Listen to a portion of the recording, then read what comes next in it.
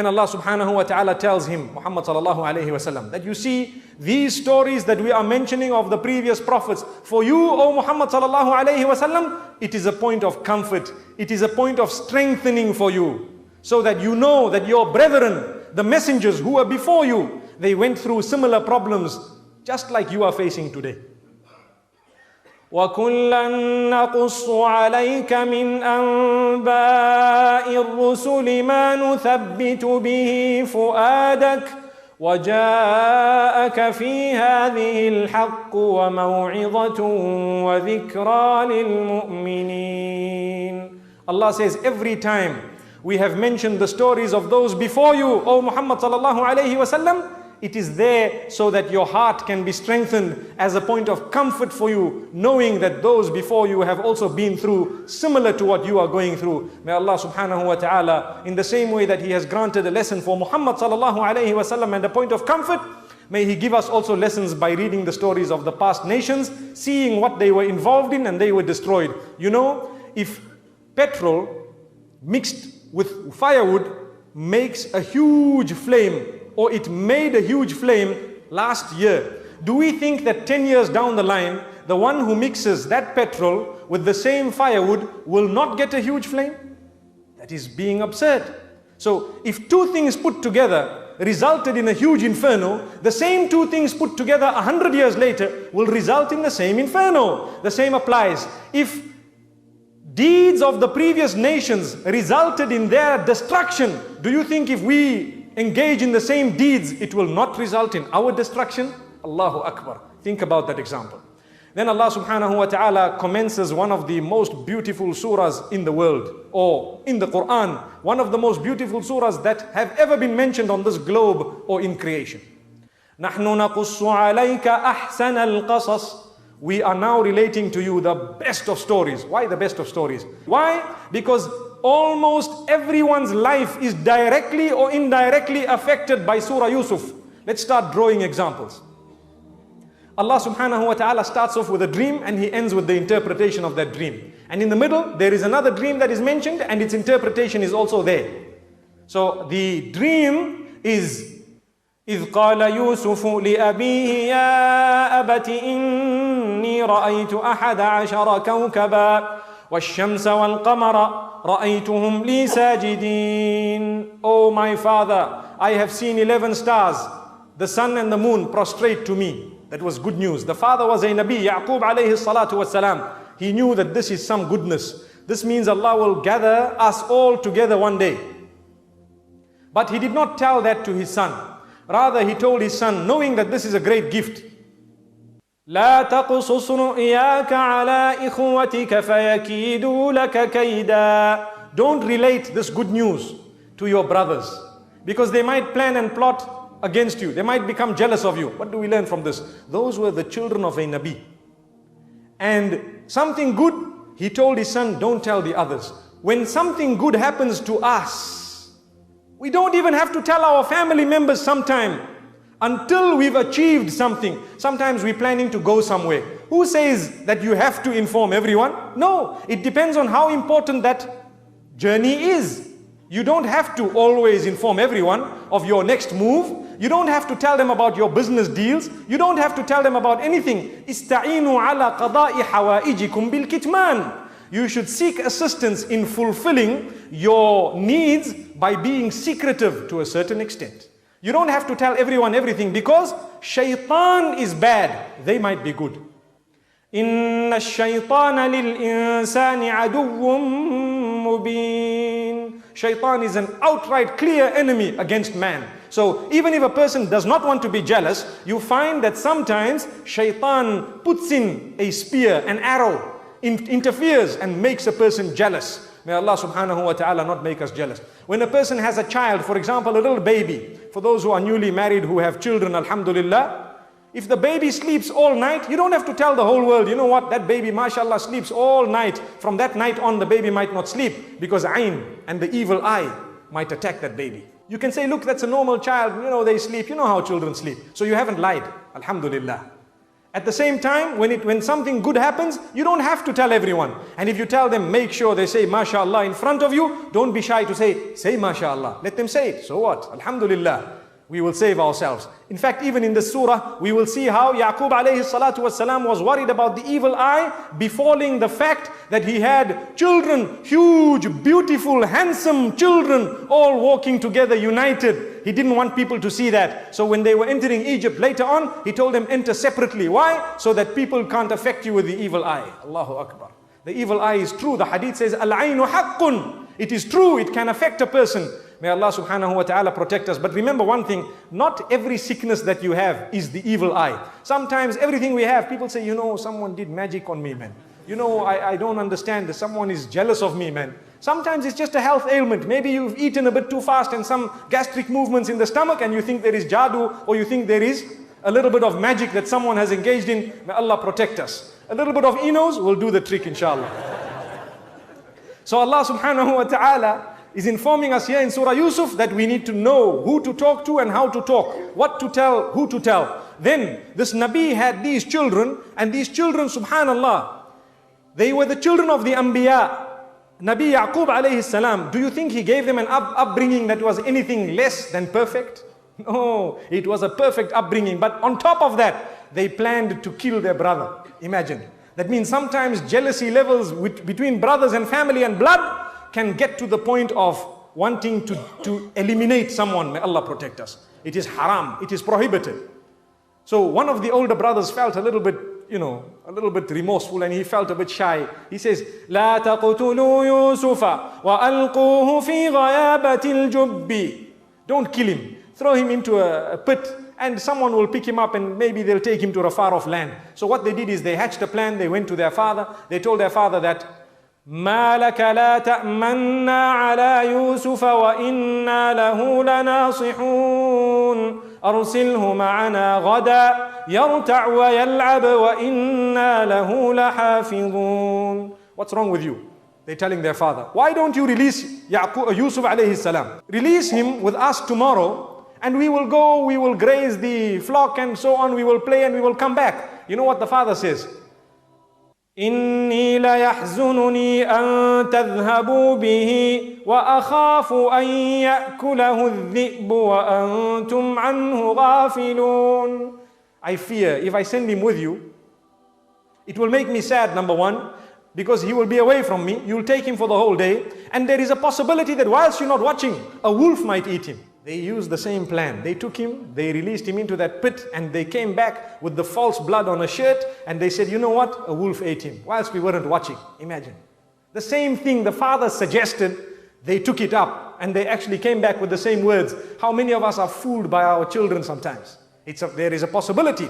If a Nabi could be told that by his own children, do you think our children don't lie to us? They come to us from madrasa later on in the afternoon and say, you know what, today that sheikh, that imam, that teacher, he did this and that. We roll our sleeves and we want to beat up that imam by believing a child 5 years old. Imagine. Yet we don't realize that that could be a lie. Go out, defend the teacher. Say, look, if that's what he did, that's your teacher. Why did you engage in something bad? May Allah protect us all. There's so many examples that we could actually give, but let's move on. Then Allah subhanahu wa ta'ala tells us that he was thrown into this pit and they picked him up. When they picked him up, what does Allah say? وَأَسَرُّوهُ بِضَاعَةً. They regarded him as merchandise. And they said, no, we'll make money out of this. You know, sometimes when we pick up lost property, what do we do? Very valuable. You pick up a blank check. It tells you 1,000,000 rands. What do? Very tempting. May Allah grant us iman. May Allah subhanahu wa ta'ala make us from amongst those who can hand it back. You know what happens? Sometimes, like what we read in the newspapers, in countries like these, you find you hand back a large amount of money to the cop shop, to the policeman, sometimes it disappears from there. But don't worry, so long as you didn't steal it. May Allah subhanahu wa ta'ala safeguard us. So the same applies here. These people, what do we learn from them? They looked at an innocent boy, a very handsome man. They said, no, we'll make money out of this. Come, bring him into this. They sold him at the next market. Someone bought him, a very wealthy man bought him. And in a nutshell, what had happened? The wife of this minister of Egypt had an evil intention when she saw this handsome man, handsome Yusuf, alayhi salatu wasalam. She says, you know what? He's a worker for us. He works for us. Let me advance sexually. How many of us are guilty of making sexual advances at the workplace? Let's be honest. This lesson comes from Surah Yusuf. Whether it is male or female is besides the point. The lesson is, don't ever make sexual advances that are haram, especially at the workplace. If someone is working for you, and don't think that this person here is actually under me, so let me try my luck. Allahu Akbar. May Allah safeguard us. Look at the example. Who would have guessed that we learned this from this surah?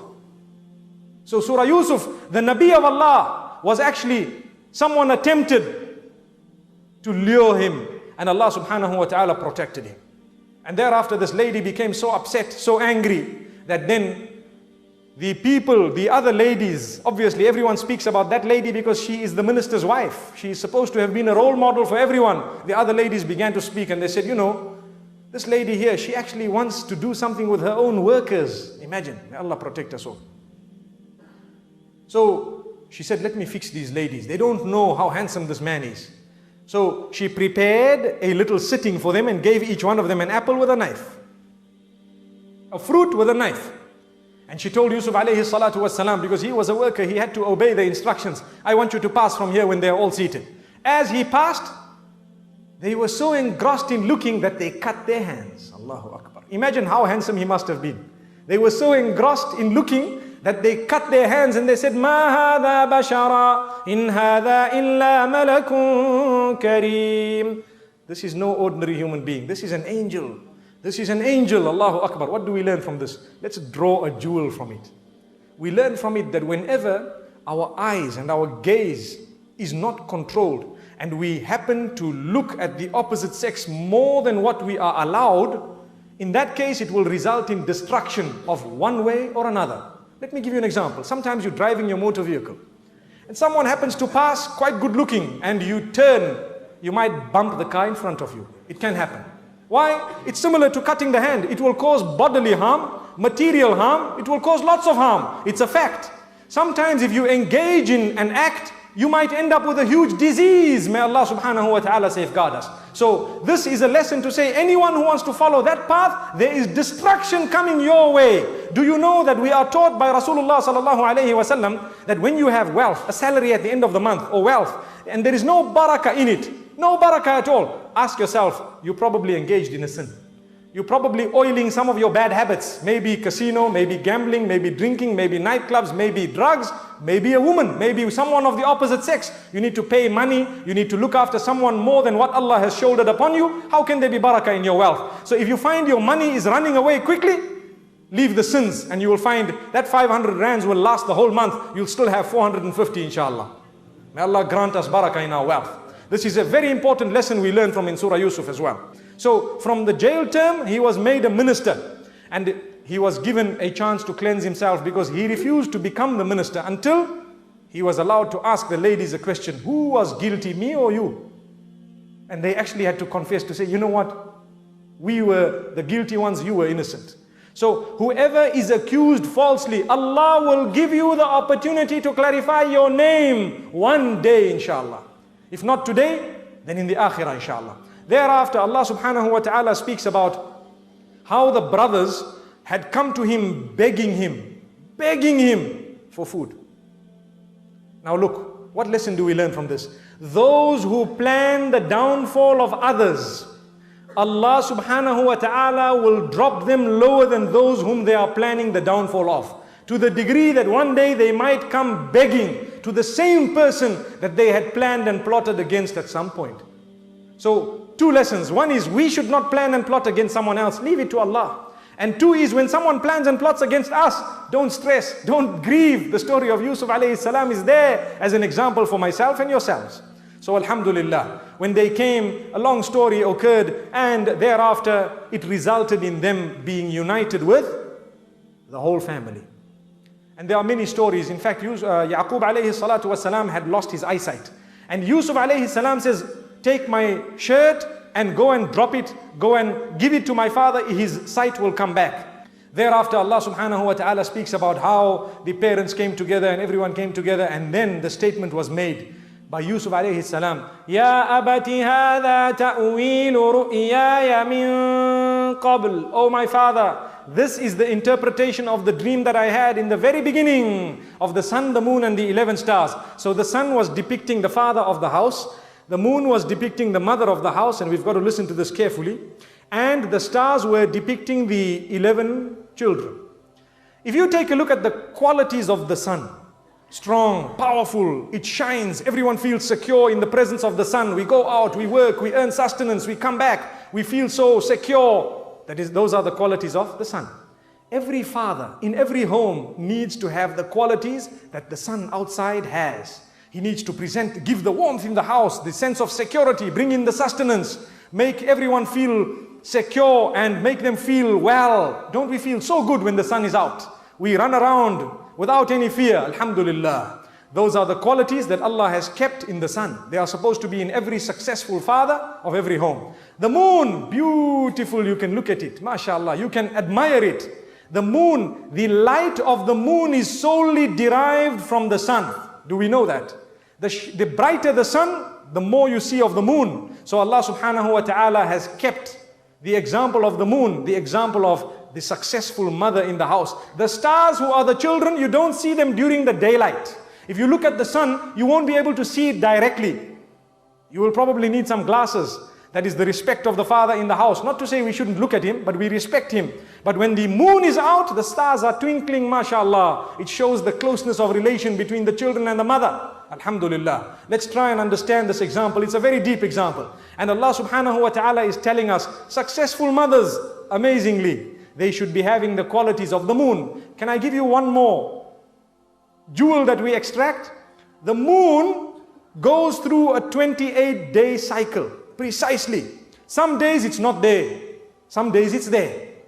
The same applies to a woman. She goes through a 28-day cycle. Some days she is there, some days she is not there. May Allah subhanahu wa ta'ala grant us the true understanding. Wallahi, when Allah gives an example, it is a perfect example that fits. And if we think that it is not a perfect example, we need to revisit our intellect, because the Creator cannot make a mistake. The stars, alhamdulillah, we've seen. Now let me tell you, and we want to end with this. Inshallah, I might mention one verse of Surah Al-Ra'd, seeing that I've taken a little bit more time because it's an interesting surah today. Very interesting. Allah subhanahu wa ta'ala gives us yet another example. When we mix the roles, when father wants to play role of mother and mother wants to play role of father, what happens? There is chaos and confusion. They are fighting. The children lose the most. Don't we agree? The children suffer the most, because these two have now confused their roles. So when the sun goes into the place of the moon goes into the place of the sun, we have an eclipse where you can see neither of them. Amazing. And what happens? The stars are nowhere to be seen when there is an eclipse. The same way, when we mix up our roles that Allah has given us, we have what is known as a social eclipse, chaos in the house. Allahu Akbar. May Allah subhanahu wa ta'ala save us from that sign of Qiyamah. In the same way that an eclipse is a sign of Qiyamah, we are supposed to be engaging in salah and istighfar and tawbah. When the eclipse is there outside, when there is a social eclipse in the house, that is also a sign of Qiyamah. We need to be engaging in istighfar and tawbah and salah until the condition returns to normal. That is Surah Yusuf. May Allah subhanahu wa ta'ala grant us understanding. We hope you will continue to enjoy our content. Don't forget to subscribe. And by pressing the bell next to the subscribe button, you will receive updates and notifications. Thank you.